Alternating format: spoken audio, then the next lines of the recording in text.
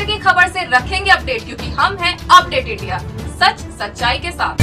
हम हैं update India, सच सच्चाई के साथ।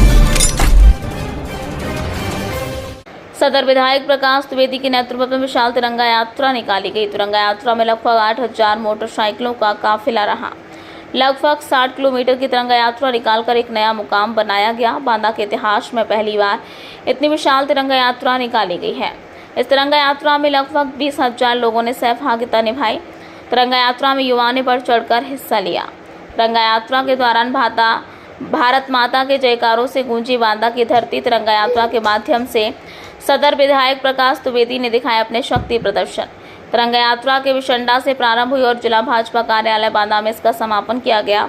इस तिरंगा यात्रा में मंत्री रामकेश निषाद, जिला अध्यक्ष कल्लू राजपूत, पूर्व सांसद आर.के. पटेल और हजारों की संख्या में भाजपा कार्यकर्ता उपस्थित रहे। इस तिरंगा यात्रा को जगह जगह लोगों ने फूलों की वर्षा कर और भी रमणीक और ऐतिहासिक बना दिया।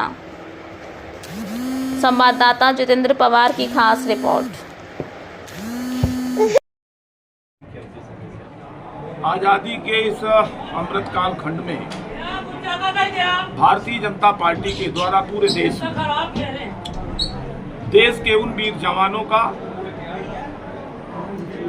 जिन्होंने अपने को ही नहीं अपना पूरा कुनबा बलिदान करके देश की इस आज़ादी में अपना सर्वस्व न्यौछावर किया, उन वीर जवान अमर शहीदों की स्मृति में देशभक्ति से लबरेज इस तिरंगा यात्रा के कार्यक्रम में बिसंडा से चलकर बांदा विधानसभा की नगर पंचायत है, ब्लॉक मुख्यालय है, खुराहंड गिरवा होते हुए बांदा शहर में मार्केट में भी और प्रमुख स्थानों पर भ्रमण करते हुए भारतीय जनता पार्टी के जिला मुख्यालय कार्यालय में इसका समापन हुआ।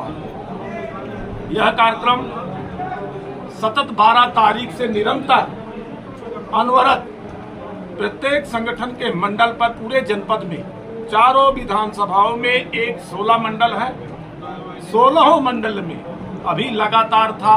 बांदा विधानसभा के भी चारों मंडल में, बगल में तिंदवारी है, बगल में नरैनी है, फिर बबेरू है, और उसके बाद एक संयुक्त प्रयास ये था कि सब लोग मिलकर एक विधानसभा स्तरीय तिरंगा यात्रा आज 17 तारीख को तय थी कि निकलेगी। और जिस तरीके से युवाओं में जोश था, उल्लास था, जगह जगह पर इस यात्रा का स्वागत हो रहा था, तो निसंदेह मैं इतना ही कह सकता हूं कि लोगों के अंदर जो देश प्रेम की भावना है वो आज उमड़ रही थी, अपने आप दिख रही थी। लोग स्वतः इस काफिले के साथ जुड़ते गए और ये काफिला धीरे धीरे एक बड़ा कारवां बन गया, धीरे धीरे एक बड़ा कारवां बन गया।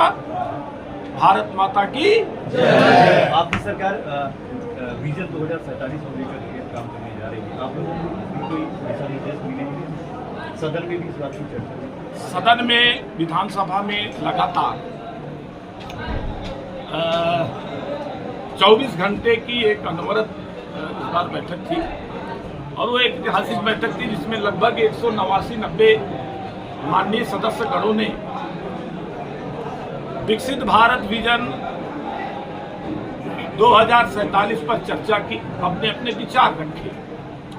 देखिए, आदरणीय अपने देश के यशस्वी प्रधानमंत्री नरेंद्र मोदी जी, जिन्होंने पिछले 11 वर्षों से सतत इस देश की सेवा में कोई कसर नहीं छोड़ी, वो इंफ्रास्ट्रक्चर का हो, आर्थिक सुदृढ़ता का हो, डिफेंस का एरिया हो, किसी भी क्षेत्र में आप देख लेंगे आज भारत विश्व स्तरीय देशों में उसकी गिनती होती है।